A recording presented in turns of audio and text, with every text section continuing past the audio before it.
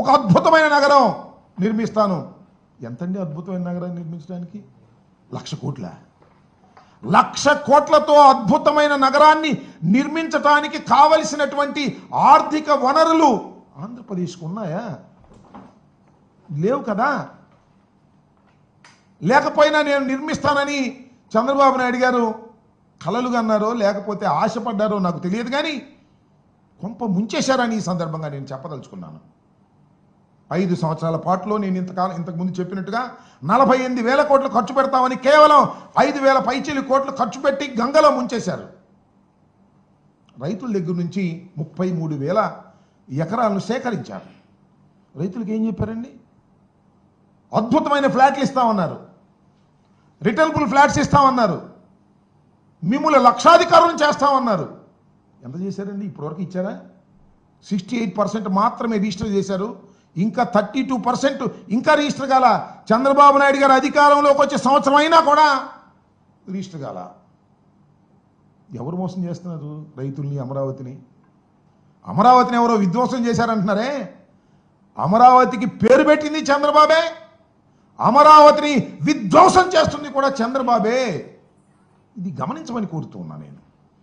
మేము ఇదేదో కడుపు మంటతోనో మరో రకంగానో చెప్పేటటువంటి పరిస్థితి కాదు. ఉన్న వాస్తవాలను చెప్పేటటువంటి పరిస్థితికి మేము ప్రయత్నం చేస్తున్నాం. ఎస్, జగన్మోహన్ రెడ్డి గారు అధికారంలోకి వచ్చారు, ఆర్థిక వనరులు లేవు.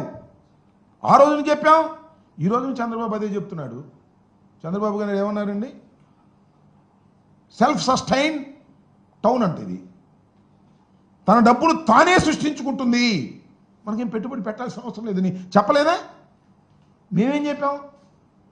మేము హైకోర్టులో, సుప్రీంకోర్టులో కూడా అఫిడవిట్స్ వేసాం.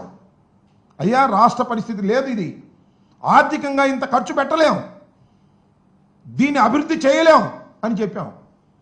చంద్రబాబు నాయుడు గారు ఏమన్నారు? సెల్ఫ్ సస్టైన్ అన్నాడు. మరి సెల్ఫ్ సస్టైన్ అయితే ఏం చేస్తున్నారండి చంద్రబాబు నాయుడు గారు మీరు ఇవాళ? అప్పా, ఇంత అప్పండి, నాకు అర్థం కాలేదు. భయంకరమైనటువంటి అప్పు తీసుకొస్తున్నారు ఇవాళ మీరు. ఎవరు చేయాలి ఈ అప్పు? ఎవరు తీర్చాలి ఈ అప్పు? 52,000 కోట్ల రూపాయల అప్పు తీసుకొస్తున్నారు ఇవాళ మీరు. అప్పుల గురించి ఏమన్నారండి మీరు? అయ్యా, చంద్రబాబు నాయుడు గారు అనుభవజ్ఞులు మీరు. 4వసారి ముఖ్యమంత్రిగా ప్రమాణ స్వీకారం చేశారు. జగన్మోహన్ రెడ్డి గారు అప్పు తీసుకొస్తుంటే ఏమన్నారు? ఇది శ్రీలంక అయిపోద్ది అన్నారు, అప్పులతో మునిగిపోతుందన్నారు, అప్పు చేయటం తప్పు అన్నారు. అప్పుడు అప్పు చేయటం తప్పు, ఇవాళ అమరావతి కోసం అప్పు చేయడం కరెక్టా? ఎంత అప్పు చేస్తున్నారండి మీరు? 52,000 కోట్లు. ఏడీబీ బ్యాంకు నుంచి 15,000 కోట్లు, కేఎఫ్డబ్ల్యూ